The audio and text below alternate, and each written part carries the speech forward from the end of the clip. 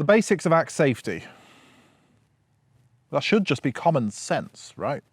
If you're using a large cutting tool with very sharp edges, try very, very hard not to put the large cutting tool with very sharp edges in places that you don't want the large cutting tool with very sharp edges. Well, that should just about cover it. Except in practice, it's not really that simple, is it? Axes are great. I use them pretty much every week, and I've been using axes for 20 plus years, and my life, my work depends on my safe use of axes. They're also potentially bloody dangerous. A mistimed swing with an axe can easily sever a digit or put a massive hole in my foot or my leg or somewhere else I don't want a massive hole. It's not just new axe users who are susceptible to this. Even if you've got dozens or hundreds or thousands of hours of axe use under your belt, you could still end up being lazy or complacent or distracted or hurried. And one mistimed swing will have consequences on the rest of your life. When I try and teach people about using tools of any kind, I try and create an environment where there's one basic lesson that you always have to abide by. One rule, one principle, one baseline standard.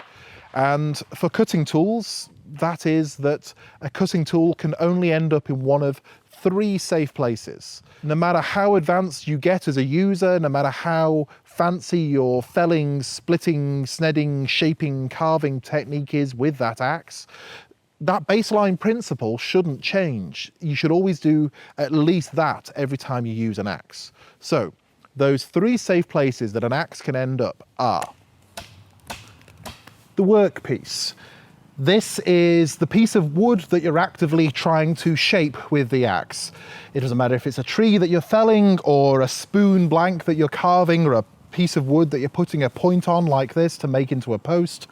If the axe comes to a complete stop in the workpiece like that, then that's the first of the safe places. The second place that a cutting tool can come to a complete rest is the cutting surface. So in this case, it's a length of, I think it's beech, it's a stump, it's a cutting block that I use to process firewood here at camp. If I was to miss this and land on the ground, that's within the same category. So it's cutting surface and the ground underneath it. But if the cutting tool, the axe, comes to a complete stop in the ground or the stump, then that's the second safe place, that's allowed. It's worth saying that if you do bury your axe in the ground, then you're going to possibly end up with some sharpening in your future. It's not the best for maintaining a good cutting edge, but at least it's safe and you can just work on your technique.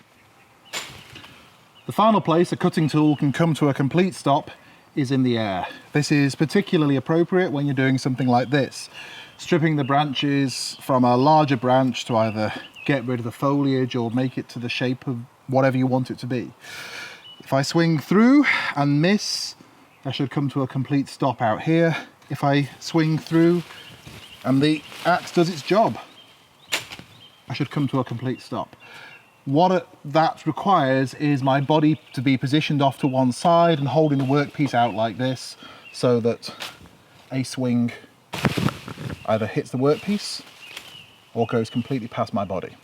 So there you have it, the 3 safe places an axe can come to a complete rest. In the workpiece, the cutting surface, or the ground, in mid-air. And it could be as simple as that. If the axe technique that you're about to employ means that your axe could likely end up somewhere other than one of those 3 safe places, then you need to stop and make a better decision. Change something about what you're doing, about the environment around you, about the cutting tool that you're using, something that means it brings everything back to within those parameters, so where the axe is only likely to end up in the workpiece, in the cutting surface, or in air. And I know that the nature of YouTube videos means that you're unlikely to watch through the whole video to the very end. So if you click away now, then we've covered the very basics and we've covered everything that you need to know. Still here? Brilliant. Let's take a look at a few more things.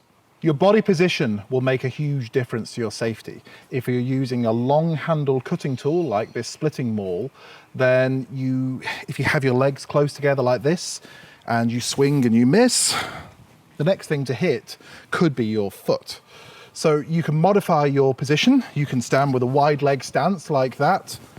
And then that means if I swing through, it should go between my legs, but it could still deflect off the stump like that and come down and hit me in the foot anyway. You can stand a little bit further back and you can give yourself a little bit of a dip motion. That was quite exaggerated, but you get the idea. You put a dip in there when you strike with the blade. This changes the angle again, and it means that the cutting tool will hit the ground before it comes to you. You could also put a log in front of your feet like that, so that the cutting tool will hit the log before it hits your feet. It might hit it with some force, but at least it's going to hit that. If you're using a shorter axe like this, then moving to a kneeling position is worthwhile. I haven't changed anything about my upper body, but I have changed the mechanics. I've changed that angle so that when I swing through, if I miss the workpiece and the cutting surface and hit the ground, it is going to hit the ground before it hits my body. With straight arms, it's actually almost impossible to hit myself with this axe. It's a very safe position. If you have short lengths like this, then you'll probably want to split them with an overhead swing like that, and that's absolutely fine. But if you have slightly longer pieces, or ones with slightly wobbly ends, then that's a bit unwieldy and it can fall off to the side. So you can just modify your technique and bring the two together.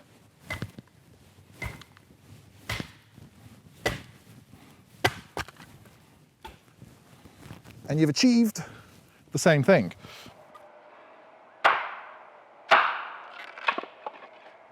If you have slightly wobbly pieces of wood like this one, and you're worried about your accuracy with the axe and the swing, then you can hold it in place with another fairly long piece of wood like this, a chicken stick, and then use that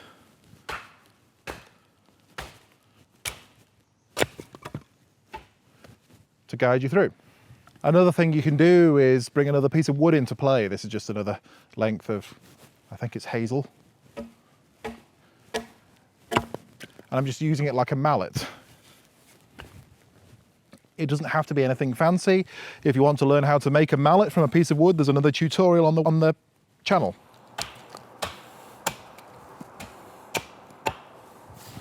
When you're putting a point on a post like this, you want to angle both the workpiece and your body and position your body so that your hand is well clear, so that the cutting tool can't end up there, so that I'm working down here above a cutting surface, so that if I strike through and come to the point, the cutting tool can end up in the cutting surface, or that if I'm working slightly higher up and swing through, my body isn't the next thing behind the axe. It's going to come to a rest in complete air, safe air, mid-air, like that. So it can sometimes require a bit of faffing around and movement and careful thought, but, well, a bit of faff is much better than the alternative. And if you think that you can ignore some of that advice because, well, you always wear thick leather boots to protect your feet, well, you're wrong, because even a lightweight, relatively small axe like this will happily go through a couple of thick layers of leather in a boot. Allow me to demonstrate.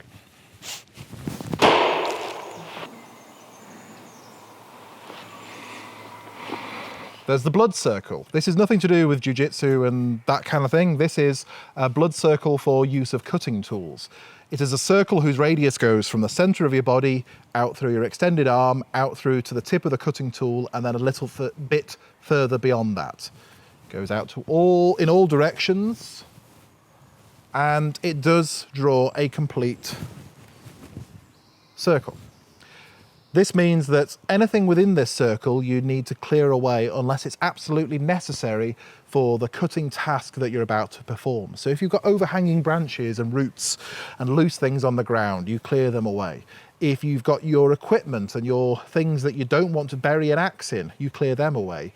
If there are other people at the camp, then you let them know that you're going to be cutting there and they can stay away.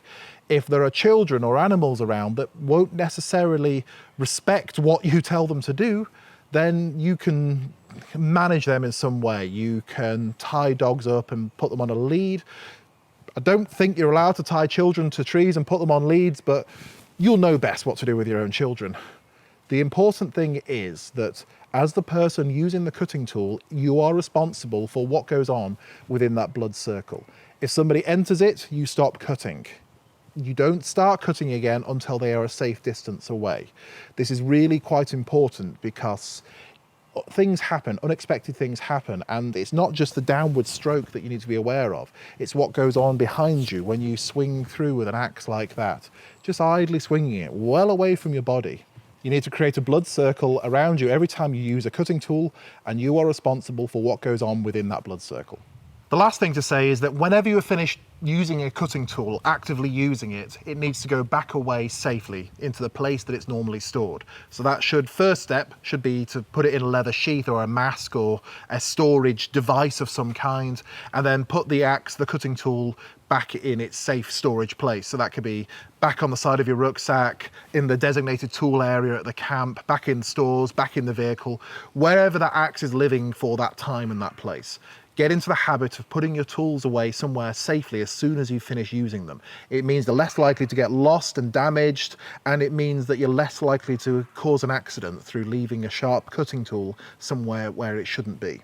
That about covers the basics. And let's face it, there are dozens of tutorials out there on YouTube and online that show you how to use an axe in a certain way for certain wood types or for a certain axe type or for certain conditions, and you could just keep breaking things down more and more. The key thing to take away from this video and for using any one of those techniques is that the axe can only end up in one of those 3 safe places.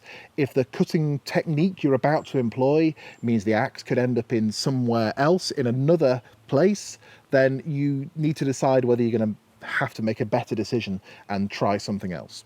Thank you for watching this video. If you like it, then please click the like button, and if you want to subscribe to the channel and you're not already, please do that too. Original Outdoors, I'm not a YouTuber, and we're not a YouTube brand as such. We're an outdoor skills training company based up here in North Wales on the borders of Snowdonia. We run outdoor skills training courses for, well, a huge range of clients, and we run a lot of things all the way through the year. Have a look at the courses on the website at originaloutdoors.co.uk. There you'll also find the blog, and there are more articles and opinion pieces and text pieces there, plus links back to other videos that you'll find on this YouTube channel. There's also links to our social stuff in the description below this video and elsewhere on the website. So you can go and have a look at those, you can go and have a look at one of our other videos, or you can just go on and get on with your life. Whatever you're going to do next, thank you for watching this video, and I'll see you again next time.